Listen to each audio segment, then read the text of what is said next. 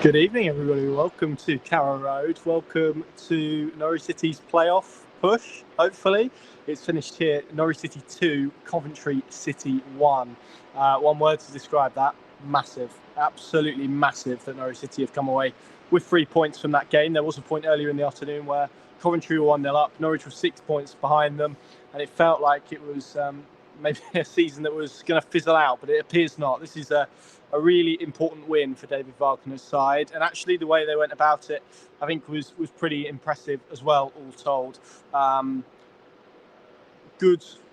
Well, I actually felt the first half was better than the second half. I recognise that might be a fairly controversial take, but I felt Norwich performed better and limited Coventry to a lot less in the first half, maybe without the punch that they needed to break through. The second then was about keeping pace with the contest first and foremost, but then digging deep after they went a goal down, and they found the minerals they needed and the bit of quality they needed, crucially, to win the game. And it's kept this well and truly alive. They are in the hunt, 1 point off the top six, although Hull and West Brom, I think, both have games in hand on them, so they could extend that lead to possibly 4 points. But even then, this is very much a season that is still alive, and Norwich City deserve huge credit from a very difficult run of games, obviously starting, I think, with West Brom on Boxing Day, culminating with today, although I recognise there's Watford on the horizon as well here at Carrow Road, which is going to be very testing to say the least. This has been a very productive spell of Norwich City's season, a much improved spell of Norwich City's season. Actually, since that Cardiff game, their return of points, I think they've taken 25 points since then.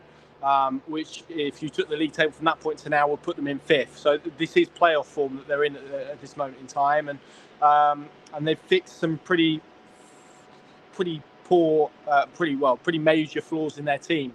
And I think we've seen enough evidence now to say that this is a Norwich City team that is slowly but surely feels like it's finally moving in the right direction and showing the quality that we are seeing, and that's positive as well. This is now, from my part, 3 or 4 good performances that we've seen. I thought Ellen Road, there were elements of that which were really encouraging. Liverpool, likewise. West Brom, obviously, at Carrow Road last time out was a much better performance. And Hull, before that, I didn't feel the performance was as great, but it was a really decent result. And this is what we're seeing now, a sustained period of results, and that's positive as well. Norwich made one change, I think, from that Ellen Road starting 11. John Rowe came out, obviously broken hand. I did fear maybe if Norwich would miss his spark, but Borja Sainz ensured they didn't. Christian Fashionak came in for him on the right. The first half was really even, actually. It was a really good contest. It was quite open. It was 2 teams that had a lot of energy and were playing with a lot of intensity. And I thought Norwich did well to keep up with the pace of it. And actually, they used the ball quite nicely at points. They also had some lapses in their possession as well. There were periods within the game where poor passes led really to Coventry turnovers. But even after that, they did well then to limit their opportunities and limit them converting some overloads and some periods where they had and could have worked really good opportunities. Norwich limited that partly through what they did defensively and partly through poor decision making from Coventry.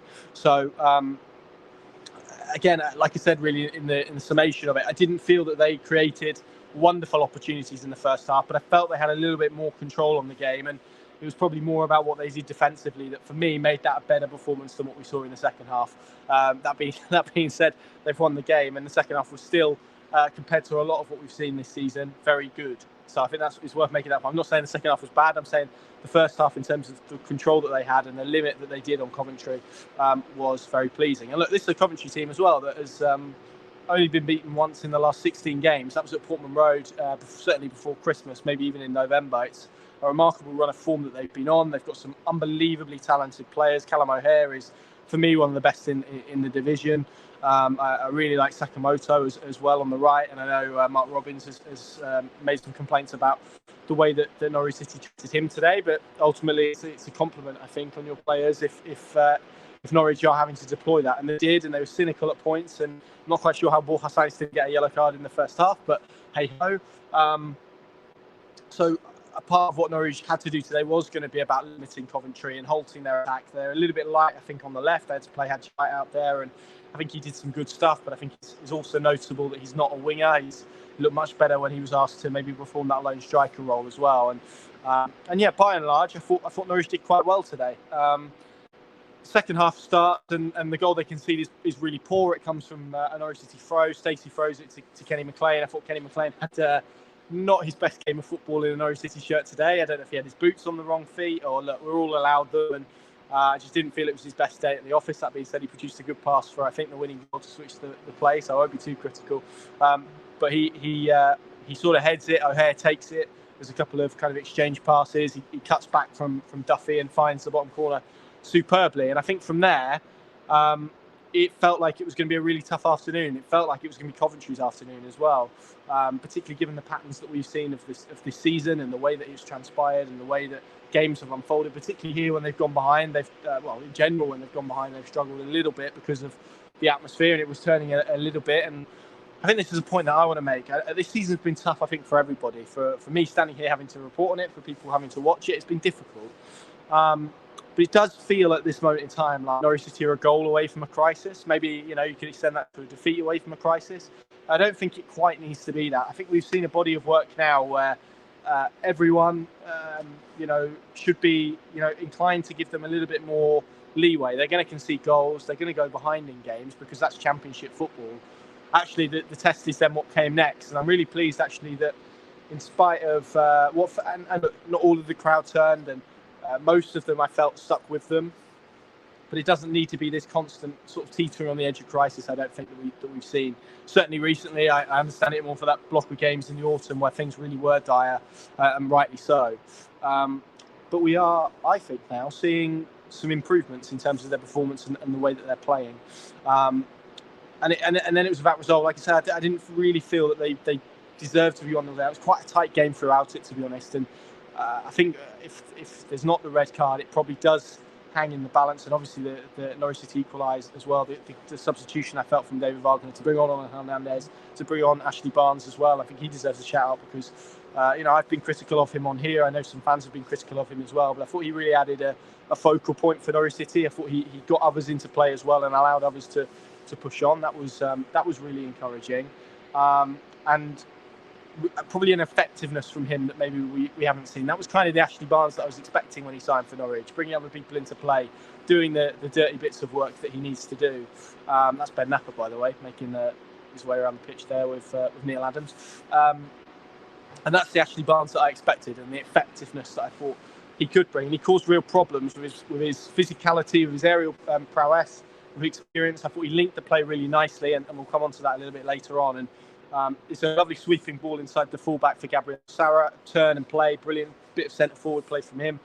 Gabriel Sara clips the ball in, it gets clipped against the back post. Barnes is waiting, his volley is blocked, and it's a really instinctive shot on turn from Josh Sargent. As I said, instinctive, something you want from your striker. Just has too much on it for Brad Collins to keep out, and it gets Norwich in the game. And from there, Norwich began to put their foot on the accelerator, and McLean played the ball through. Josh Sargent's in behind, and Liam Kitchen. It's cynical. It's a professional foul. It's a straight red card. And actually, after the red card, for a spell, Coventry looked the most likely to score. Casey Palmer came on. Not quite sure why he didn't start the game because he looked excellent out there today. Just a type of player that can glide past people and very nearly teed up two opportunities. But actually, the one I wanted to mention at 1-0, just to rewind a little bit, Hadji Wright gets played in down the left-hand side. I think it was Hadji Wright. Cuts inside. Angus Gunn produces an excellent save. More on him later. But yeah, then Norwich equalised. Then obviously the red card comes. Then they equalise. Then the game equalised. Then the red card comes. And for a 5-10 minute spell there, Coventry looked pretty decent, and they had a chance with Casey Palmer. Angus Gunn again producing an excellent save at 1-1. And look, that's the difference in quality. I think when Angus Gunn isn't playing, Norwich miss him because he makes big saves at big moments. That's why, for me, he's the best goalkeeper in this division, because in the big moments, in those matches, particularly in tight matches like this, where games are in the balance, you need quality at both ends to decide them. And if you've got a goalkeeper like him at one end, it doesn't have to give you a chance to go up the other end and to win games and to get points. He's not kept a clean sheet today, but he's done as well, really. He's kept out two, for what most goalkeepers in this division would be, 2 goals, essentially. And Norwich City owe him a lot of credit, I think, for the win. It's going to get lost a little bit, I think, in the Borja Sainz headlines and whatnot.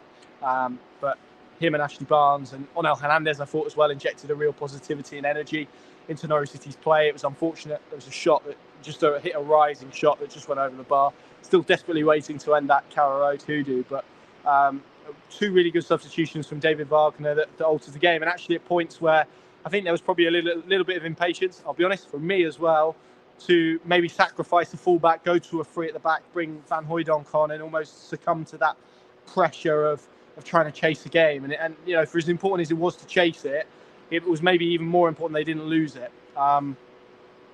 But they managed to kind of survive those moments, and then they grew into it, and he made a change at left back. He knew this off McCallum on. That gave them a fresh impetus. The goal is really nicely worked, the second goal. It's actually, you look at, and this is kind of what I mean a little bit, I think we just need to, everyone needs to display a little bit of patience. Hernandez has the opportunity to go up the line. He cuts back, and there was a few moments and grows, not huge. I don't want it to seem like it was the majority, because it wasn't. But there was one or two, and he goes back and he recycles. 4 passes later, Norwich City score an excellent goal. Kenny McLean to McCallum. He finds Ashley Barnes, does really well to take the body in. Again, really good, excellent bit of centre forward play. Tees it off for Borja Sainz, and it's a sublime curling finish into the top corner. That's now twice in 6 days we've seen him produce a strike like that, and I think we're all beginning to see the quality that Borja Sainz has. And I spoke about this a little bit at Ellen Road. You have to get players like him in positive positions, in the right positions where they can go and affect matches and they can go and inject their quality into games. And that is, I think, what Ashley Barnes allowed Norwich to do. He got Norwich the ball and kept Norwich the ball in good areas to bring others into play, like Borja Sainz. And when you've got quality like that, and to be honest, the way it was kind of panning out, there was a little bit of a frustrating spell before that where Norwich looked like they were going to be a little bit incapable of breaking down Coventry. You need that spark and that moment, and so often this season Norwich have relied on John Rose to produce that. But actually today it was Borja Sainz, and it was a sublime strike, worthy of winning any contest. And in a game as big as this, that felt as big as this, that had high stakes like this, it was a moment that sent these fans into raptures, and rightly so.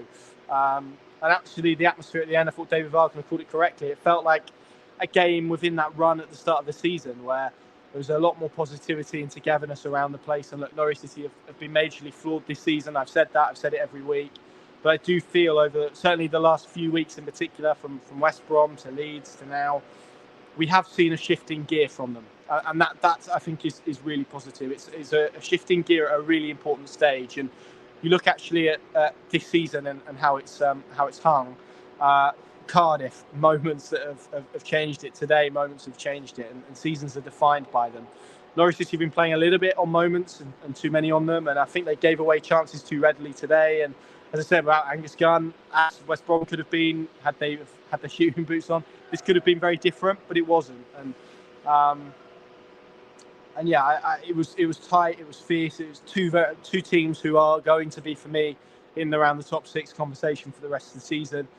Fighting it out, and Norwich have edged it. And I think on another day, Coventry could have edged it. And if they'd have kept 11 men on the pitch, they may well have edged it. But Norwich City got the job done. And I think when it went down to 10 men, they needed to get it done. So that was good. Yeah, it's much nicer to be stood here tonight talking about hope and optimism. And yeah, Norwich are 1 point now outside the top 6, I think. Hull won today. And they have to keep their foot on the gas now. It can't be release of the pedal because of, they managed to make up the ground. It needs to kick on from here. And actually, as we spoke about, the fixture list is a bit kind on them. We go to QPR next week, Watford at home, and midweek is going to be difficult. Cardiff the following weekend. But that block of 2 home games in particular feels like a real opportunity now to get some points on the board and to try and make what feels like the start of something actually blossom into something that could end with positivity in a season that, as we said, has been quite tough for everyone involved. So optimism definitely the overriding feeling today. Norwich had to be patient. Thought they played really well. When you play against 10 men, you have to try as much as you can to stretch them and to have width and to try and open up what is inevitably going to be quite low block. I thought Norwich did that well, and as I said, when you've got someone like Ashley Barnes who can bring others into the game, that was really important as well. Was it perfect? No, of course it wasn't. But it was a massive result and a better performance from Norwich City. And as I said, this is 2 home games now, 6 points from West Brom and Coventry. That's an excellent return, And it gives everyone hope that this season could end positively. So there we go. And this is a good point as well from Peaky, which I will flash up. This feels like our Millwall Blackburn result last season. We have to follow it up at QPR, and that is bang on. Norwich City have to go and prove themselves again. They're not in the top 6 yet. They have to keep pushing, and they have to hope for a little bit of luck as well. But with a fair wind, I think we can all see this starting 11. Whether we can debate about the squad, but certainly this starting 11 is capable of achieving something this season. Whether that's promotion or whether that's finishing in the top 6, I don't know. But it's there for them. The carrot's there, and hopefully now they can go and kick on and show everyone, and probably show me and everyone else why we've been frustrated. I think a little bit because the quality's there, and we're beginning to see that a lot more readily now. So that's good. Thank you very much for watching. Make sure you leave a like, subscribe, all that good stuff. Obviously, John Rose has dropped back in it as well, which is incredibly exciting. And yeah, fingers crossed now that we are talking about Norwich City and a playoff run that is more than just a flirtation with it, but actually a sustained period. That would be good. Enjoy the rest of your Saturday night. I'm sure you will after that. And no more talk about sexy football, please.